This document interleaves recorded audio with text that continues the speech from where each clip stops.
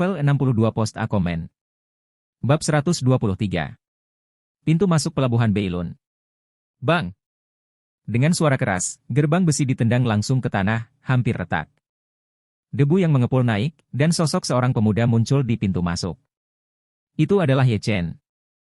Ye Chen melihat sekeliling, dan secara alami menemukan beberapa napas yang kuat. Tentu saja. Karena kalian sangat suka bermain game, aku, Ye Chen, akan menemanimu sampai akhir. 4 orang muda datang ke Ye Chen dalam sekejap, menghalangi jalan Ye Chen. Mereka semua adalah murid Chen Baoguo, penguasa ranah transformasi kekuatan. Untuk kenyamanan, Chen Baoguo langsung menamai mereka Wu Jin, Wu Mu, Wu Huo, dan Wu Tu. Dalam 10 tahun terakhir, mereka telah berlatih seni bela diri kuno dan keterampilan membunuh, dan kekuatan mereka sangat menakutkan, yang merupakan salah satu alasan mengapa Chen Baoguo membawa mereka turun gunung. Tetapi ketika mereka melihat penampilan Ye Chen, semua orang tercengang. Mata melebar, seperti hantu. Apakah orang ini tidak tahu alamatnya? Bagaimana Anda menemukannya di sini? 3 tuan dari keluarga Jiang juga berjalan keluar dari wadah dan tercengang ketika mereka melihat Ye Chen. Mata semua orang tidak bisa tidak jatuh pada Jiang Song karena dia yang menelepon. Jiang Song, apakah kamu berbohong kepada kami? Anak ini telah datang ke sini, bagaimana kamu menjelaskannya? Jiang Song benar-benar ingin menangis tanpa air mata. Saya juga tidak tahu. Dia jelas tidak menyebutkan kata-kata pelabuhan Beilun di telepon, dan pihak lain tidak memberinya kesempatan. Tapi orang ini muncul di depannya lagi. Jiang Song benar-benar merasa sedikit kacau. Hei, pergi dan jelaskan sendiri kepada mereka berdua. Wu Jin berkata dengan dingin, karena putra ini ada di sini, biarkan aku memahaminya. Aku ingin melihat kekuatan apa yang membuatmu membunuh dengan begitu tidak bermoral. Kata-kata itu jatuh, Wu Jin berubah menjadi bayangan di tempat, dan bahkan meninju dada Ye Chen. Sangat cepat. Ketika dia hendak mendekati Ye Chen, dia mengubah tinjunya menjadi cakar. Jari-jarinya memiliki kapalan tebal, seperti batang baja. Setelah tertangkap, dia memiliki kepercayaan diri untuk meremas bahu anak ini secara langsung. Energi yang kuat tampaknya mengunci vitalitas Ye Chen. Sudut mulut murid Chen Baoguo lainnya sudah menunjukkan lengkungan kemenangan. Mereka mengenal Wu Jin, dan begitu dia menggunakan cakar Raja Harimau, itu berarti dia berhadapan langsung dengan pemuda itu. Dan begitu biarkan dia menghadapinya, hanya ada darah dan kematian. Ye Chen tidak bergerak, seolah ketakutan. Jiang Song sedikit aneh di hatinya, apakah cukup berurusan dengan anak ini sendirian? Chen Baoguo dan tuannya terlalu meremehkan anak ini. Meski begitu, dia masih menekan tombol remote control di tangannya, dan 30 kamera di pelabuhan Beilun ditangkap pada saat yang sama, dan kamera ini dapat mengirimkan gambar ke villa keluarga Chen lebih dari 10 km jauhnya. Wah, kamu ketakutan dan bodoh. Wu Jin mencibir. Untuk membunuhnya dengan satu gerakan, dia langsung mengubah arah dan meraih dada Ye Chen. Dia ingin menembus tubuh anak ini dan menggali hati orang lain. Namun, dalam pandangan Ye Chen, semua ini tidak berbeda dengan anak kecil yang bermain rumah. Tepat ketika cakar Raja Harimau Wu Jin hendak mendarat di dada Ye Chen bergerak dan menghancurkannya dengan pukulan. Pukulan ini bersahaja, tapi dengan sedikit udara. Brengsek, aku ingin melawan harimauku dengan satu pukulan. Sebelum kata-kata itu selesai, tinju dan cakar bertabrakan. Kekuatan dan senki terus bertabrakan, tetapi hasilnya adalah hancur. 5 jari Wu Jin langsung hancur, dan aliran udara yang kuat memotong 5 jarinya seperti pisau baja. Tidak hanya itu, tinju Ye Chen langsung menembus dada lawan seolah-olah tidak ada halangan sama sekali. Darah meledak. Wu Jin bahkan tidak punya waktu untuk bereaksi, tubuhnya terbang keluar, darah berceceran, dan dia mati di tempat. Satu pukulan, hanya satu pukulan. Cakar Raja Harimau? Namanya bagus, tapi kekuatannya benar-benar sampah. Otak semua orang kosong. Tidak peduli seberapa sampah Wu Jin, dia masih seorang master. Mungkinkah ada banyak master di Jiangcheng sekarang, dan mereka semua sampah? Tanpa memberi semua orang waktu untuk bereaksi, Ye Chen bergerak lagi. Seluruh tubuhnya tampak terbungkus gelombang udara, dan kemanapun dia pergi, angin bersiul, membuat suara desingan rendah, merobek udara, dan bergegas pergi. Tidak, ayo pergi bersama. 3 orang yang bereaksi tidak lagi ragu-ragu, tetapi sebelum mereka sempat menembak, dia menemukan bahwa tubuhnya seperti terpenjara oleh suatu kekuatan, tidak dapat bergerak. Dan ketika Ye Chen melangkah, jejak kaki yang dalam muncul di tanah. Tubuhnya menjadi lebih dan lebih di udara, dan kemudian dia mencambuk kakinya dengan tajam dan menyapunya secara horizontal. Mereka bertiga panik, dan mata mereka penuh ketakutan. Mereka hanya bisa mengangkat tangan dan memblokirnya. Namun, itu tidak berhasil sama sekali. Retakan. Terdengar suara retakan yang renyah, diikuti oleh jeritan yang menusuk hati. Bukan hanya itu, tetapi kekuatan seperti 1000 kati bertabrakan. Mayat ketiganya langsung diangkat. Hancur keras pada wadah. Kedua wadah itu penyok di tempat dan dipelintir menjadi tidak berbentuk. Tubuh kedua orang itu terus-menerus berkedut, dan mereka tidak memiliki kekuatan untuk bertarung. Dan Wu Huo adalah yang terburuk, tubuhnya menabrak lubang wadah, dan dorongan kuat langsung mematahkan tubuhnya menjadi dua. Gol! Jiang Song menelan ludahnya, punggungnya benar-benar basah. Matanya menatap Ye Chen, ketakutan menyelimuti hatinya. Meskipun keempatnya baru saja memasuki ranah master, mereka juga master. Mereka berempat bergabung, tetapi mereka bahkan tidak bisa menyentuh anak itu. Kuncinya dipenggal. Selama seluruh proses, Ye Chen hanya membuat 2 gerakan. 1 pukulan. 1 tendangan. Setan macam apa ini? Mata dingin Ye Chen jatuh pada 3 tuan dari keluarga Jiang. Suara acuh tak acuh terdengar, jika tebakanku benar, Xia Ruosui diculik oleh kalian bertiga. Suara itu sangat lembut, tetapi meledak di telinga 3 tuan dari keluarga Jiang. Jika kamu tidak berbicara, kamu akan mengakuinya. Jika itu masalahnya, ayo mati. Ye Chen bergegas menuju 2 orang di depan. Dia benci ancaman. Dia bahkan membenci orang lain untuk mengancam dengan orang-orang di sekitarnya. Ekspresi 2 tuan keluarga Jiang berubah, dan beberapa jarum baja muncul di tangan mereka, dan mereka menembak Ye Chen tanpa ragu-ragu. Mereka tahu betul bahwa jika mereka berada dalam pertempuran jarak dekat, mereka tidak memenuhi syarat untuk menghadapi pria di depan mereka secara langsung. Kekuatan lawan benar-benar menghancurkan sang jenderal. Kekuatan orang ini pasti bisa masuk ke peringkat Grandmaster Cina. Bagaimana mereka bertarung? Kecuali Chen Baoguo dan tuannya secara pribadi mengambil tindakan, adalah mungkin untuk membunuh putra ini. Jarum baja ditembakkan, dan ada suara pecah di udara. Mereka pikir ini akan membuat pihak lain merasa sedikit cemburu, tetapi mereka tidak menyangka bahwa ketika jarum baja akan jatuh di sisi yang lain. Pesta, itu berhenti. Jarum baja tiba-tiba terpelintir dan jatuh langsung ke tanah. Bagaimana bisa? Ekspresi mereka berdua sangat berubah, dan sebelum mereka bisa dengan jelas keluar dari keterkejutan mereka, Ye Chen menebas dengan telapak tangan, dan salah satu dari mereka jatuh ke tanah di tempat, tubuh mereka hampir terpelintir, dan mereka benar-benar hancur. Mati. Tepat ketika Ye Chen hendak membunuh orang lain, sebuah omelan terdengar, berhenti. Jika kamu berani membunuhnya, wanitamu bahkan tidak ingin hidup.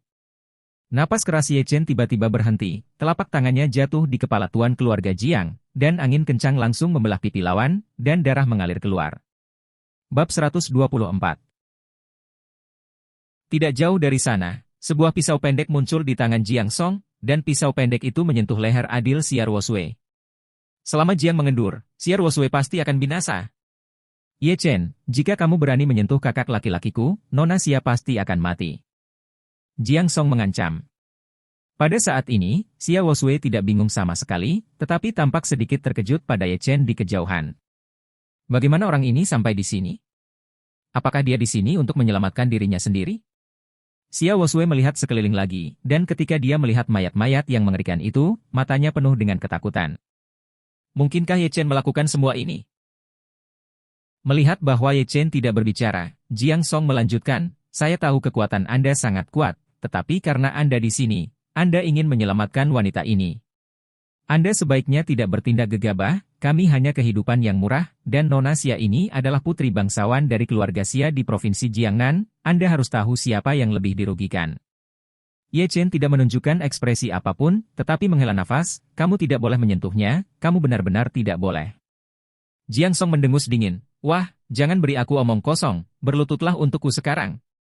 Kalau tidak, aku ingin wanita ini mati. Ye Chen, jangan dengarkan dia tidak berani membunuhku. Kata Xia Ruosui. Melihat Xia Ruosui sangat tidak kooperatif, wajah Jiang Song sedikit marah. Pelacur bau, jangan beri aku omong kosong, atau aku akan mematahkan lehermu. Setelah dia selesai berbicara, dia memelototi Ye Chen dan memerintahkan, jangan biarkan orang-orangku pergi, lalu berlutut. Berlututlah. Cepat. Kamu memintaku untuk berlutut? Apakah kamu yakin? Suara samar Ye Chen terdengar, seolah-olah dia mendengar lelucon lucu. Jiang Song hanya ingin mengatakan sesuatu, tetapi Ye Chen bergerak, dan sebuah tangan langsung menggenggam leher master keluarga Jiang di depannya, retak. Dengan suara, lehernya dipelintir di tempat. Niat membunuh yang dingin menutupi penonton. Mata Jiang Song menyusut, dia tidak pernah menyangka bahwa dia akan mengancam Xia Rusui, tetapi pihak lain masih acuh tak acuh. Bukankah orang ini takut dengan kematian Xia Rusui? Ye Chen membuang tubuh itu, dan kemudian berjalan menuju Jiang Song selangkah demi selangkah. Meskipun Jiang Song memiliki sandera di tangannya, dia masih panik saat ini. Aura Ye Chen terlalu menakutkan. Dia hanya bisa menggunakan pisau untuk melawan Xia Rusui dan mundur beberapa langkah. Jangan mendekat, ambil satu langkah lagi. Aku akan benar-benar membunuh wanita ini. Tidak peduli seberapa kuat kamu, tidak peduli seberapa cepat kamu. Kamu tidak bisa lebih cepat dari tanganku. Pisau. Ya. Sudut mulut Ye Chen menguraikan senyum dingin, dan kemudian ujung jarinya mengeluarkan ledakan energi yang menyebalkan. Benar-benar panagasifikasi. Hancurkan langit. Uci. Sebuah suara. Itu lewat langsung di antara alis Jiang Song. Mata Jiang Song melebar, dia tidak menyangka Ye Chen akan menembak pada saat terakhir. Bang! Tubuhnya jatuh langsung ke belakang, tanpa vitalitas. Ye Chen melirik tubuh Jiang Song, dan berkata dengan ringan, kamu seharusnya menjadi orang yang berbicara denganku, aku memberimu kesempatan di telepon. Jika kamu memilih yang pertama dan membiarkan Ruo Sui pergi, kamu mungkin yang satunya. Berakhir, tapi sayangnya kamu mencari kematian. Xia Rusui menatap Ye Chen, dia menemukan bahwa pria ini memberinya terlalu banyak kejutan. Sebagai permata keluarga Xia, dia telah melihat semua jenis karakter, bahkan master seni bela diri. Tapi tidak ada orang kuat yang memiliki sarana seperti Ye Chen. Dia tiba-tiba memikirkan kejeniusan keluarga Qin yang diminta ayahnya untuk dinikahi. Bahkan jika pihak lain adalah seniman bela diri yang kuat, Ye Chen tidak buruk sama sekali. Dia bahkan memiliki beberapa harapan kecil di dalam hatinya. Jika kekuatan Ye Chen jauh melampaui kejeniusan keluarga Qin, apakah dia bisa membuat ayahnya berubah pikiran? Dan setelah beberapa hari, dia benar-benar merasa bahwa Ye Chen lebih menarik daripada yang disebut anggota keluarga besar atau jenius. Setidaknya pada saat ini, dia merasakan rasa aman yang luar biasa.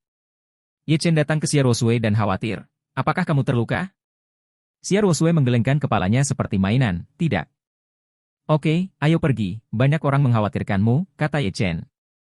Bagaimanapun, untuk menemukan Xia Rusui, kekuatan seluruh Jiang Cheng melonjak. Dan ketika Ye Chen datang ke pelabuhan Beilun, dia secara tidak sengaja menemukan beberapa mayat di luar.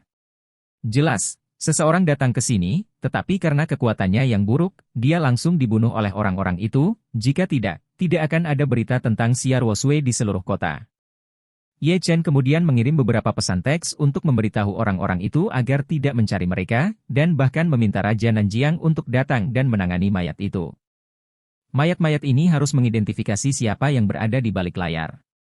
Tidak peduli apa kekuatan atau keluarga itu, Ye Chen harus dicabut. Tiba-tiba, Xia Rusui berhenti, matanya yang dingin dan arogan dengan sedikit kelincahan menatap lurus ke arah Ye Chen. Apakah kamu benar-benar seorang pejuang kuno? Ye Chen terkejut dan mengangguk, itu benar. Dia sebenarnya seorang kultivator, tetapi dia tidak ingin menjelaskan terlalu banyak, baik dunia seni bela diri kuno dan dunia kultivasi adalah keberadaan di mana kekuatan bela diri dihormati, dan esensinya sama. Lalu, apakah kamu mengenal keluarga Qin di provinsi Jiangnan? Xia Rusui berkata setelah ragu-ragu untuk waktu yang lama. Ye Chen mengerutkan kening dan menggelengkan kepalanya, saya tidak tahu, apakah mereka menyinggung Anda. Saya tidak keberatan membunuh Anda. Ketika Xia Rusui mendengar bahwa Ye Chen akan menghancurkan keluarga Qin, dia menarik napas dalam-dalam dan melambaikan tangannya lagi dan lagi. Tidak, saya hanya bertanya dengan santai. Dari masa kanak-kanak hingga dewasa, di hampir setiap jamuan makan atau pertemuan keluarga, Xia Rusui akan mendengar kata keluarga Qin.